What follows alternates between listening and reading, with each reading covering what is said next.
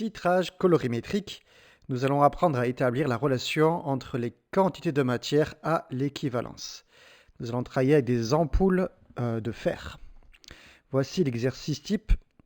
Pour contrôler la concentration en Fe2+ d'une ampoule de complément alimentaire, ces ions sont dosés par les ions permanganate MnO4- ayant une concentration de 4,010.3 mol par litre -1.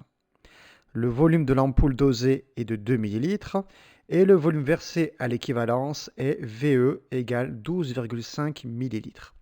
L'équation de la réaction support du titrage est, nous verrons cette réaction tout à l'heure. Déterminer la valeur de la concentration en Fe2+ de l'ampoule. Vous pouvez faire l'exercice. Donc c'est un titrage.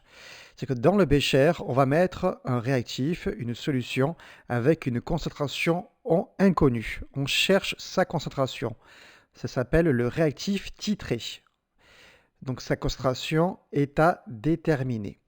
Pour trouver cette concentration, donc celle du réactif titré, on va utiliser un réactif titrant, mais lui, on connaît sa concentration.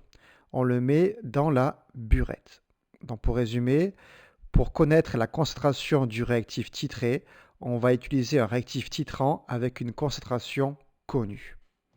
On fait un petit schéma et on complète. Alors, qui est le réactif titré? L'énoncé me dit, le but c'est de contrôler la concentration en Fe2+. Le réactif titré, c'est donc bien l'ion Fe2+, que j'écris à côté du bécher. Qui est le réactif titrant? L'énoncé me dit, ces ions sont dosés par les ions permanganate MnO4-.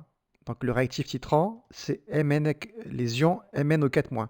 Ce sont les ions qui vont permettre le titrage. Je les écris à côté de la burette. Maintenant, pour ces deux réactifs, je vais mettre leur concentration et volume. Concentration MnO4-, volume équivalent. Alors qu'est-ce que c'est que le volume équivalent? Ici, c'est un titrage par colorimétrie. C'est-à-dire qu'à un moment donné, la couleur de la solution dans le bécher va changer. Il y aura un changement de couleur. Et on va lire à ce moment-là le volume versé avec la burette de MnO4-. Et on appelle cela le volume équivalent. Ensuite, la concentration de Fe2+ dans le bécher et le volume de Fe2+.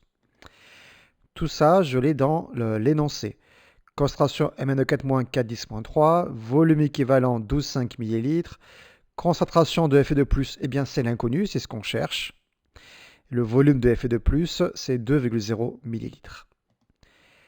Alors, à l'équivalence, c'est-à-dire qu'il y a le changement de couleur pour un dosage par colorimétrie, évidemment. À l'équivalence, les réactifs titrés et titrants sont présents dans les proportions stoichiométriques. On voit que dans l'équation de la réaction support, il faut 5 mol de Fe2+ pour 1 mol de MnO4-. Eh bien, quand on est à l'équivalence, c'est qu'on a respecté, c'est qu'on est dans le cas d'une proportion stoichiométrique.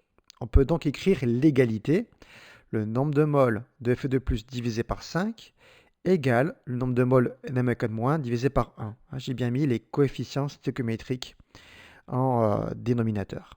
Voilà, ça c'est uniquement à l'équivalence. Donc maintenant, on va développer la quantité de matière, c'est la concentration fois le volume. Donc concentration de Fe2+ fois volume de Fe2+ divisé par 5 égale concentration de MnO4- fois le volume versé de MnO4- à l'équivalence, c'est-à-dire le volume équivalent divisé par 1. Nous recherchons la concentration en Fe2+. Donc je l'isole. Et on a cette expression littérale. On peut passer à l'application numérique. Pour ça, je me sers de mon petit schéma avec toutes les données, toutes les valeurs. Donc 5 fois la concentration en MnO4- fois le volume équivalent divisé par le volume de Fe2+.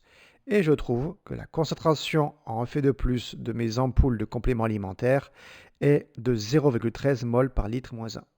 Voilà, bravo.